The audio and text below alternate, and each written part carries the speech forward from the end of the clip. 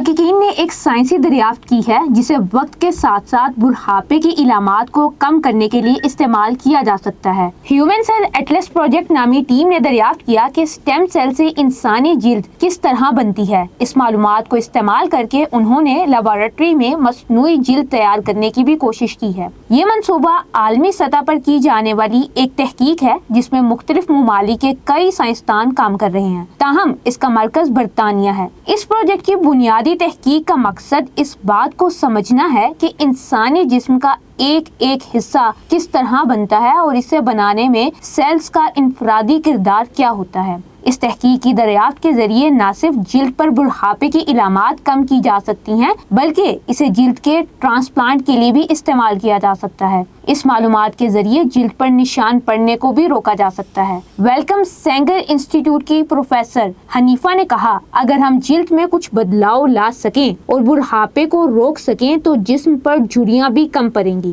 اگر ہمیں یہ سمجھ میں آ جائے کہ کس طرح سیلز اپنی ابتدائی نشوونما سے بڑھاپے میں تبدیل ہوتے ہیں تو ہم یہ سمجھنے کی کوشش کر سکتے ہیں کہ اعضاء کو کیسے جوان رکھا جا سکتا ہے، دل کو کیسے جوان رکھا جا سکتا ہے اور جلد کو جوان کیسے بنایا جا سکتا ہے۔ جب بیضہ فرٹیلائز ہوتا ہے تو اس وقت تمام انسانی سیلز ایک جیسے ہوتے ہیں، تاہم 3 ہفتوں بعد سٹیم سیلز میں موجود جینز کا سوئچ آن ہو جاتا ہے جن کے ذریعے فیٹس کے مختلف حصے بننا شروع ہو جاتے ہیں۔ محققین کو یہ معلومات مل گئی ہیں کہ فیٹس کا کون سا حصہ کس وقت کس جگہ جاگتا ہے جس سے انسانی جسم کا سب سے بڑا اعضاء یعنی جلد بنتی ہے۔ جب انہیں کیمیکل لگا کر مائکروسکوپ کے ذریعے دیکھیں تو یہ چھوٹی چھوٹی ٹمٹماتی ہوئی بتیوں جیسے لگتے ہیں۔ کیمیکل لگانے کے بعد جو فیٹس مائکروسکوپ میں نارنجی رنگ کے نظر آتے ہیں وہ جلد کی سطح تیار کرتے ہیں، جو پیلے نظر آتے ہیں وہ جلد کی رنگت کیا ہوگی اس کا فیصلہ کرتے ہیں۔ ان کے علاوہ کئی ایسے فیٹس ہیں جو جلد کے دیگر حصے بناتے ہیں جن کے ذریعے جلد پر پسینہ آتا ہے،